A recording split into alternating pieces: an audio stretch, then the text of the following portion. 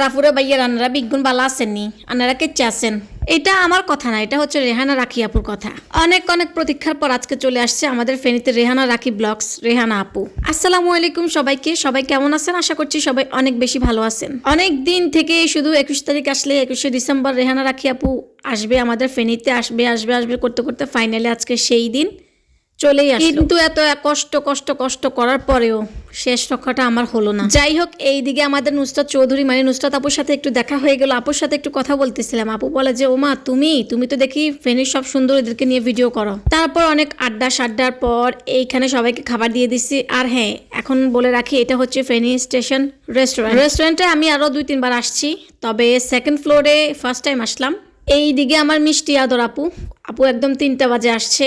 তো অনেকক্ষণ আপুর সাথে আড্ডা দিছিলাম, খুব ভালো লাগছে। আর এই সুন্দর আয়োজনটা করা হয়েছে Feni women's welfare organisation 2025 grand মিটআপে।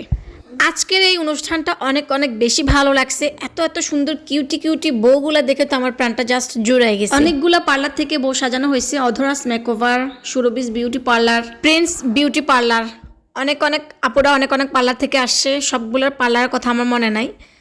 গান, নাচ, কুইজ সব মিলে একদম জাস্ট জমে গেছে। এইদিকে বিকেল হতে না হতে এত এত ভিড় হয়েছে, মানে হলে বসার জায়গা পর্যন্ত ছিল না। শুধু আসতেছে আর আসতেছে।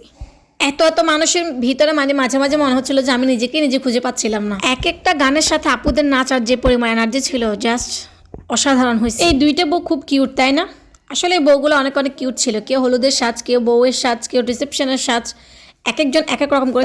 সবকিছুর ভিতরে ভাইয়ের গানগুলো কিন্তু আমার বেশ ভালো লাগছে।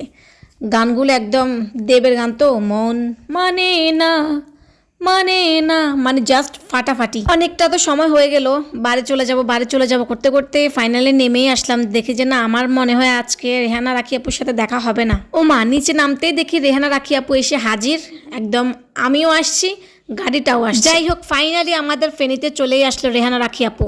মানে আপু হচ্ছে নোয়াখালীরা, আমরা হচ্ছি ফেনীর মানুষ। নোয়াখালী আর ফেনী ফাইনালি এক হয়ে গেল। এখন আপুকে ওয়েলকাম করার জন্য পান্না আপু সবাই আসছে। আর এই যে দেখেন, এত সুন্দর করে একটা হাসি দিচ্ছিল সবার সাথে, এত মিশুক, এত সুন্দরভাবে কথা বলছিল, খুব ভালো লাগছে। আর এবার ভাবলাম না, যেহেতু দাঁড়াই ছিলাম একটু আর একটু আপুকে দেখে যাই, তো আপুকে স্টেজে তোলা হলো। তার উপর তো আরো উপচে পড়া। আমার সময় একদম ফুরায় আসতেছে, মাগরিবের আজান দিবে করতেছে, আমাকে তো বাসায় ফিরতেই হবে। তবে হ্যাঁ, আপুর বলা স্টেজে কথাগুলো আমার ভীষণ ভালো লাগছে, যে প্রত্যেকের সাথে ছবি ভিডিও করবে সবাই, একটু যাতে আপুকে একটু সময় দেয়। মোবাইলে যেমন একদম বাস্তবেও তেমন, এত সুন্দর এত মিষ্টি করে সবার সাথে কথা বলতেছিল। যাই হোক, এখন বিদায়ের পালা, সবাই ভালো থাকবেন। আর একটু আপুর বলা কথাগুলো শুনে নেন। এত কষ্ট করে ধৈর্য সহকারে আছেন, সবার সাথে আমি ছবি তুলবো, কারণ আমি আপনাদের মতো সাধারণ